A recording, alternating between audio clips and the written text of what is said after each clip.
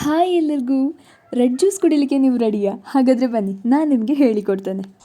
ಇದು ಪುನರ್ಪುಳಿ ಜ್ಯೂಸ್ ಅಲ್ಲ, ದಾಸವಾಳ ಹೂವಿನ ಜ್ಯೂಸ್. ದಾಸವಾಳದ ಹೂವಿನ ಜ್ಯೂಸನ್ನು ಕುಡಿದ್ರೆ ತುಂಬ ಒಳ್ಳೆಯದು, ದೇಹದ ಶುದ್ಧಿಯನ್ನು ಮಾಡ್ತದೆ, ಹಾಗೆ ಕೂದಲಿನ ಆರೋಗ್ಯಕ್ಕೆ ಕೂಡ ತುಂಬ ಒಳ್ಳೆಯದು.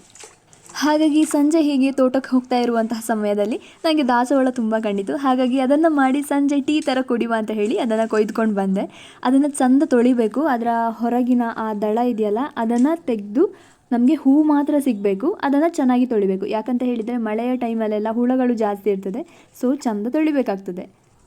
ದಾಸವಾಳದ ಹೂವಿನ ಜ್ಯೂಸನ್ನು ಬೆಳಗ್ಗೆ ಅಥವಾ ಸಂಜೆ ಖಾಲಿ ಹೊಟ್ಟೆಯಲ್ಲಿ ಕುಡಿಯೋದ್ರಿಂದ ತುಂಬ ಹೆಲ್ತ್ ಬೆನಿಫಿಟ್ಸ್ ಉಂಟು.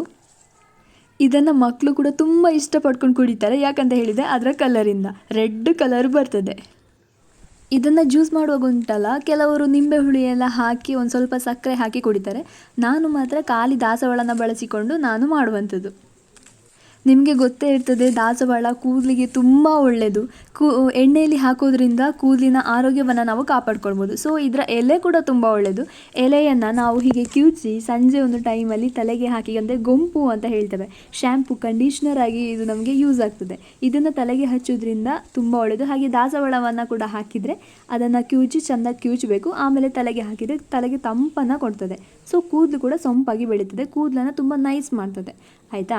ಆಮೇಲೆ ಈ ಹೂಗಳನ್ನು ಚೆಂದ ತೊಳೆದಾಯಿತು. ಆಮೇಲೆ ಇದನ್ನು ಕುದಿಸಲಿಕ್ಕೆ ಬಿಡುವಂಥದ್ದು. ನಾನೀಗ ನೀರನ್ನು ಹಾಕಿ, ಅಂದರೆ ಎಷ್ಟು ಜನ ಇದ್ದೀರಿ ಅದರ ಮೇಲೆ, ಹೂಗಳ ಪ್ರಮಾಣದ ಮೇಲೆ ನೀವು ನೀರನ್ನು ಹಾಕಿ ಆಮೇಲೆ ಚೆಂದ ಕುದಿಸುವಂಥದ್ದು.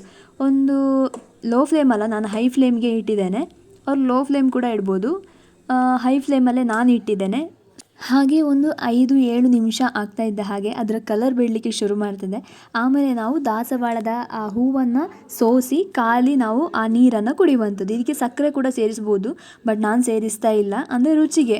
ಹಾಗೆ ನಿಂಬೆ ಹುಳಿಯನ್ನು ಕೂಡ ಹಾಕ್ಕೊಳ್ಬೋದು, ಅದು ಕೂಡ ಅದಕ್ಕೆ ಟೇಸ್ಟನ್ನು ಕೊಡ್ತದೆ. ನಾನು ಖಾಲಿ ದಾಸವಾಳವನ್ನು ಮಾತ್ರ ಕುದಿಸಿ ಅದರ ನೀರನ್ನು ಕುಡಿಯುವಂಥದ್ದು. ಇದನ್ನು ಕುಡಿಯೋ ಟೈಮಲ್ಲಿ ಉಂಟಲ್ಲ, ನಿಮಗೆ ದಾಸವಾಳ ಹೇಗೆ ನೋಳಿ ಥರ ಬರ್ತದೆ, ಒಂದು ಮಂದ ಥರ ಬರ್ತದೆ. ಹಾಗೆ ಒಂದು ಸ್ವಲ್ಪ ನೀರಿನ ಥರ ಅಲ್ಲ, ಸ್ವಲ್ಪ ಮಂದ ಬರ್ತದೆ. ಅಂದರೆ ಕುಡಿಲಿಕ್ಕೆ ಖುಷಿ ಆಗ್ತದೆ. ಪುನರ್ಪುಳಿ ಜ್ಯೂಸ್ ಉಂಟಲ್ಲ, ಹಾಗೆ ನಮಗೆ ಅನಿಸಿ ಹೋಗ್ತದೆ. ಈ ಮಕ್ಕಳೆಲ್ಲ ಹಾಗೆ ಎಂದುಕೊಂಡು ಕುಡಿತಾರೆ. ಆಯಿತಾ? ಇದನ್ನು ನಾನೀಗ ಗ್ಲಾಸಿಗೆ ಹಾಕ್ತೇನೆ ನೋಡಿ. ಎಷ್ಟು ಚಂದದ ಬಣ್ಣ ಅಲ್ಲ, ಪುನರ್ಪುಳಿ ಜ್ಯೂಸ್ ಹಾಗೆ ಕಾಣ್ತದೆ. ಇದನ್ನು ಕುಡಿದ್ರೆ ತುಂಬ ಅಂದರೆ ತುಂಬ ಒಳ್ಳೆಯದು, ದೇಹವನ್ನು ಶುದ್ಧಿ ಮಾಡ್ತದೆ.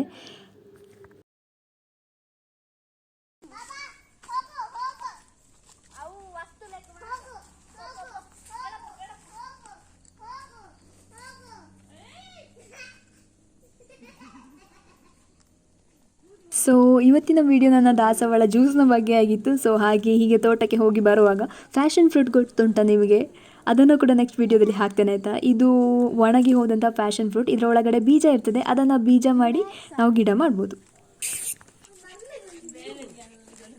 ಇವತ್ತಿನ ವಿಡಿಯೋ ನಿಮಗೆ ಇಷ್ಟ ಆಗಿದೆ, ಲೈಕ್ ಮಾಡಿ, ಕಮೆಂಟ್ಸ್ ಮಾಡಿ, ಶೇರ್ ಮಾಡಿ. ಸಬ್ಸ್ಕ್ರೈಬ್ ಮಾಡಿ ನೋಡ್ತಿರುವವರು nature's flavours hub Kannada videos ಚಾನಲ್ನ ಸಬ್ಸ್ಕ್ರೈಬ್ ಮಾಡಿ. Thanks for watching.